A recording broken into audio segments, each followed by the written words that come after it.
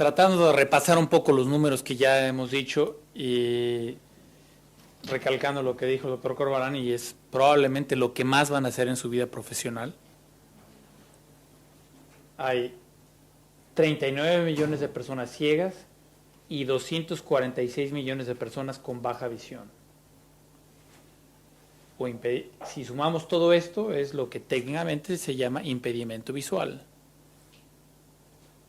La gran mayoría de todos estos 300 y piquito de millones de personas están ciegos por dos causas. ¿Cuáles son? Ya para estas alturas ya se lo deberían saber de memoria, pero catarata y defectos refractivos. Tampoco se necesita ser muy genio ni salir del MIT para esto, ¿no? Y si lo ven, entonces ya tomamos todo el impedimento visual como tal. 120 millones de personas por defectos refractivos no corregidos y 165 millones por personas con enfermedades, llámese retinopatía diabética, glaucoma, etcétera, etcétera, ¿sí? Pero el 40% realmente son defectos refractivos no corregidos. Entonces ahí tienen un gran campo para poder ejercer. ¿Cómo se traduce y dónde están esos efectos? Porque, bueno, hay 140 millones de personas, sí, pero ¿dónde están? ¿En qué edad? Etcétera. La población en millones, casi somos 7,000 millones de personas en el mundo, de los cuales, y si se fijan, pues tampoco es que hay muchos niños ciegos, relativamente pocos, pero como ya lo mencionó el doctor Corbalán, claro, sobre todo los que no son recuperables, que aquí están todos los con glaucomas congénitos, retinopatía del prematuro, sobre todo en países con Chile, que ya tienen una alta sobrevida, es decir, superan la estancia en la unidad neonatal, van a vivir durante muchos años. Entonces, esto lo que significa en años de sufrimiento y en pérdida económica es una carga brutal, ¿sí? Aunque son simplemente nada más 1,5 millones, nada más, en términos de sufrimiento económico y de años de ceguera es altísimo. Por eso que le hacemos tanta insistencia en los niños, porque significan mucho nuevamente en la carga para la sociedad. Entre los 15 y los 49 hay algunos, sí, pero tampoco se necesita, es decir, ¿dónde está la prevención de ceguera? Está en los extremos de la vida, en lo pediátrico y en los añosos, y los que ya estamos en los 50 o a punto de llegar a los 50, siento decirles que ya somos añosos, ¿no? Entonces, aquí es donde está la gran mayoría de los defectos refractivos, no se necesita, pero también, fíjense, ahora si ahora yo lo veo como defectos refractivos en baja visión, ven cómo esto aumenta tremendamente. Aquí nada más estamos hablando de ciegos. Ahora, si yo hablo de baja visión, es decir, 20, 60 o peor, los números son gigantescos, ¿sí? Entonces aquí es donde también tiene uno que, pero también hay que tener cuidado. Si de repente yo le digo al JUNAEV, es que yo le quiero dar a todos estos los lentes, pues ni con todas las minas de cobre de Chile les vamos a poder pagar, ¿no? Entonces tiene que tener uno mucho cuidado de cómo presentar y cuáles son los números con los que realmente queremos trabajar. Esto, como habíamos dicho, y esto es muy importante, simplemente, ahora en Chile, si se fijan, la prevalencia de ceguera en los de 50 años o más, estamos hablando de alrededor de un 2%, pero baja visión es 5 veces, ¿sí? Entonces, nuevamente, la gran mayoría de ellos son dados por defectos refractivos que pueden ser corregidos. What if, ¿qué tal si, con todas las causas de ceguera, pudiéramos reducirlos en este porcentaje? Si en el 2010 tenemos 94 millones de personas, si pudiéramos superar a todos, de todas formas habría un porcentaje que tienen catarata y otras cosas o que no les pudimos llegar, pero supusiéramos que pudiéramos superar a todos y estos son mis números de ojalá y pudiéramos llegar a esto, de todas formas tendríamos alrededor de 15 millones de personas ciegas. Pero hoy en día tenemos alrededor de 95. ¿Sí? Defectos refractivos no corregidos, de casi 120 a 18. Sería un gran impacto si pudiéramos atacar. Entonces, más fácil hacerlo que decirlo, porque claro, darle lentes a todos, que los usen, porque es otra cosa. Con Fernando estábamos discutiendo en el desayuno, que hay gente que no los quiere usar a pesar de que los debería de usar. El ejemplo que yo le ponía era la bioestadística con la que trabajaba yo que era una americana en Melbourne, en Australia. Ella era menos 8 en un ojo y menos 3,50 en el otro, más ciega que un murciélago, pero conocía la puerta, sabía las escaleras, dónde tenía que pararse el tranvía, y no había poder humano que la convenciera de usar lentes porque ella el 80% de su día estaba trabajando en una computadora que lo veía perfecto. Y no le interesaba usar lentes. ¿Cómo la convenzo? Bueno, ella va a quedar dentro del 18% porque no hay nada que pueda hacerla para convencerla de usar lentes. Pero vean ustedes los números, eso significa y por qué insistimos en estas causas prevenibles. Esto es altamente probable, como Fernando lo decía, porque como estamos subestimando esto, pero aún si dijéramos de retinopatía diabética, el impacto que tendremos sería relativamente pobre. Y uno diría, bueno, ¿y por qué? Porque la gran mayoría de estos es que seguimos pensando en los ojos, pero estos pobres tienen el riñón golpeado, tienen el corazón golpeado, y muchos de ellos se van a morir antes de que se conviertan en ciegos. Entonces, aún como oftalmólogos tenemos relativamente poco impacto en los años de sufrimiento, pero lo importante es que si se controla metabólicamente hablando, que lo que sean productivos ese número de años lo sean lo mejor. ¿Sí? ¿Cuáles son las definiciones? Aquí tomé unas transparencias más viejas que tenía porque ayer que estaba jugando, antier, perdón, quería incorporar porque hay tantas definiciones de qué es defecto refractivo. Si uno es estrictamente estricto, defecto refractivo es toda la desviación de plano. ¿Sí? Entonces, si tengo un menos 0,25, tengo un defecto refractivo, ¿no?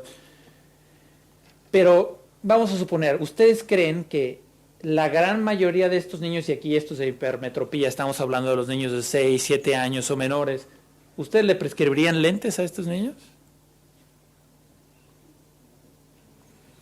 La gran mayoría son hipermétropes de naturaleza, ¿no? Porque así es el niño, todavía el ojo no ha crecido. Y para la mayor parte de estos niños, ¿qué significa? ¿Cuál es su mundo?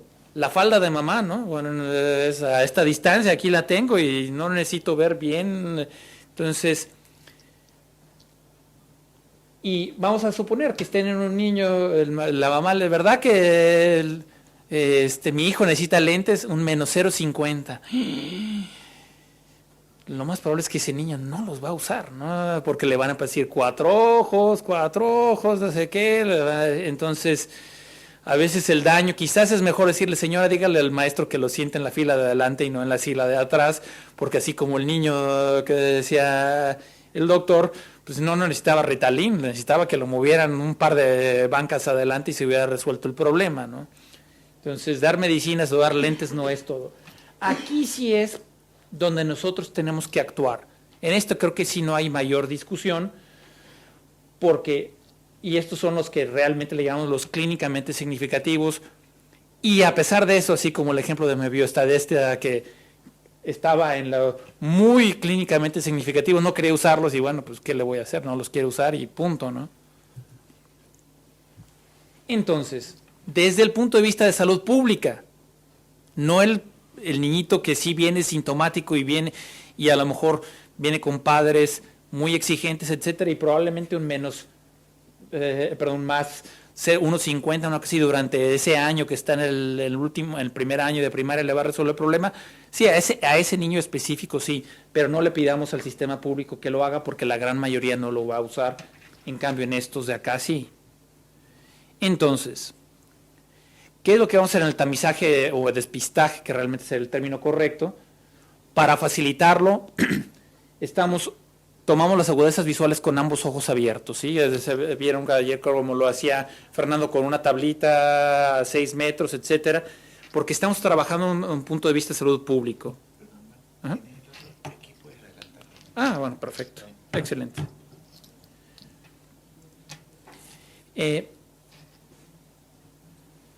Vamos a saltarnos. Aquí está otra vez viniste con sensibilidad y otras cosas, pero para que vean lo que significa. Si yo tomo... ahora sí. Si yo tomo como mi punto de partida 20-30, unilateral, es decir, tomo uno, tomo el otro, y entre otras cosas, fíjese cómo le piden la agudeza visual, porque habrán visto los niños que se aplastan el ojo y claro, a la siguiente vez que abren el otro ya tiene un defecto refractivo, ¿no? El pobre tiene la córnea más aplastada, deshidratada después de un rato, ¿no?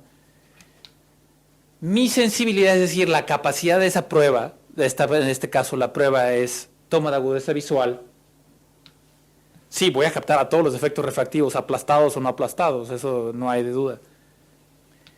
Pero la gran mayoría de ellos, el valor predictivo positivo, no van a tener esa agudeza visual de 20-30 por un defecto refractivo clínicamente significativo. Si yo lo tomo en 20-30 o bilaterales ahora, ya no aplastándose los ojos, sino la línea única de 20-40 a 6 metros, la sensibilidad sigue siendo de 100 porque prácticamente voy a pescar a todos los que tienen algún defecto refractivo, pero el valor predictivo de mi prueba es solamente de 16. Quiere decir que para poder captar 16 defectos refractivos, voy a tener que ver otros 84 que no tienen nada que ver con defectos refractivos. Por lo tanto, ¿es una estrategia muy buena para salud pública? No, porque voy a tener que ver mucha paja antes de encontrar lo que a mí me interesa.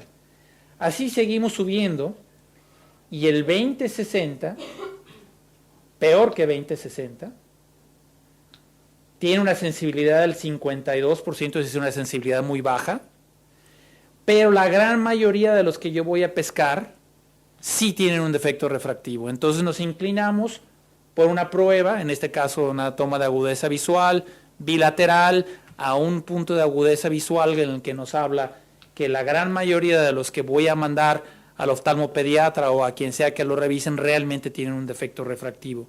Desde el punto de vista de salud pública, esto es lo que recomendamos, porque ya se imaginan que si tengo una escuela de 5,000 estudiantes y a todos les voy a pedir que les hagan agudezas visuales unilaterales con la cartilla completa de Snellen, pues nos vemos dentro de 10 años porque nunca van a acabar, ¿no? Entonces ¿qué es lo práctico para tratar de alcanzar a ver a estos niños? Y básicamente, se desformateó esto y llegó por ahí arriba, pero bueno, lo que quiero ver es cuáles son los que realmente necesitan usar los lentes, ¿sí? No son los de que quiero ver más galán acá y no, ese es realmente, pero, y ojo con esto, aquí en Chile ustedes no tienen ese problema porque tienen el problema del JUNAEV, que les da a todos los lentes a todos los niños. Pero en Argentina esto es vida real. Y utilizo mucho el ejemplo de Argentina porque viví 4 años ahí hasta hace poco.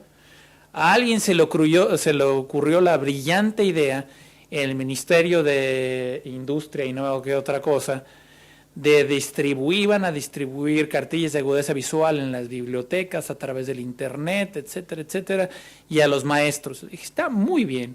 ¿Cuántos van a distribuir? Vamos a distribuir, creo que eran algo así como 100,000 cartillas. Perfecto. ¿Y cuántos defectos refractivos piensan captar? ¿De qué cosa me estás hablando? Sí. Van a distribuir agudezas visuales. Va a haber gente que dice, oye, yo no veo bien. A ver, piénsalo, ¿no? Vamos a suponer que 10% de ellos necesitan lentes. Son 10,000. ¿A cuánto te gusta? ¿A $30 por lente? Más o menos. Son $3 millones. ¿Quién de ustedes los va a pagar? No tengo el dinero, entonces déjate de tonterías, no establezcas un programa de salud pública si no tienes una forma de resolverlo. Es el mensaje, porque a veces suena muy tentador. Quiero ver cuántos diabéticos tengo. Oye, la insulina, los hipoglucemiantes orales y el láser.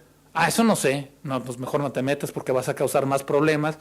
Más vale vivir en la ignorancia que morir en el conocimiento, ¿no? En términos generales, que varía mucho si estoy en la ciudad, si vivo en el campo, Depende también de qué grupo racial pertenezco, pero así en términos grosos, por cada 25,000 niños de 6 años de edad, si examináramos a 300 niños por día, los números que decíamos, podíamos examinar a todos en 35 semanas.